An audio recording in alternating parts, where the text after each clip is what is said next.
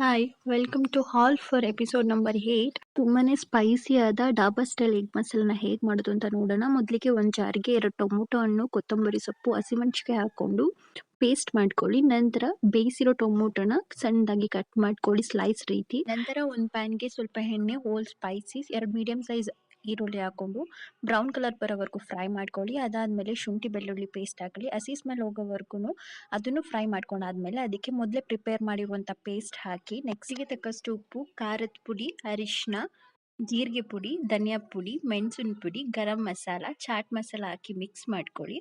ಅದಾದ್ಮೇಲೆ ಇದಕ್ಕೆ ಅರ್ಧ ಕಪ್ ಮೊಸರು ಹಾಕಿ ಚೆನ್ನಾಗಿ ಮಿಕ್ಸ್ ಮಾಡಿ ಆಯಿಲ್ ಸೆಪ್ರೇಟ್ ಆಗೋವರೆಗೂ ಕುಕ್ ಮಾಡಿ. ಅದಾದ್ಮೇಲೆ ನಿಮ್ಗೆ ಎಷ್ಟು ಕನ್ಸಿಸ್ಟೆನ್ಸಿ ಬೇಕೋ ಅದನ್ನ ನೋಡ್ಕೊಂಡು ವಾಟರ್ ಆ್ಯಡ್ ಮಾಡ್ಕೊಳ್ಳಿ. ಅದನ್ನು ಅಷ್ಟೇ 2 ಮಿನಿಟ್ಸ್ ಬಾಯ್ಲ್ ಮಾಡಾದ್ಮೇಲೆ ಮೊಟ್ಟೆ ಸ್ಲೈಸ್ನೆಲ್ಲ ಅದಕ್ಕೆ ಆ್ಯಡ್ ಮಾಡಿ ಕಸೂರಿ ಮೇಥಿ ಹಾಕಿ ಅದನ್ನ ಸ್ಮೂತ್ ಆಗಿ ಮಿಕ್ಸ್ ಮಾಡ್ಕೊಳ್ಳಿ. ಲಾಸ್ಟಲ್ಲಿ ಕೊತ್ತಂಬರಿ ಸೊಪ್ಪು ಆ್ಯಡ್ ಮಾಡಿ dhaba style spicy egg masala ready ಆಗುತ್ತೆ.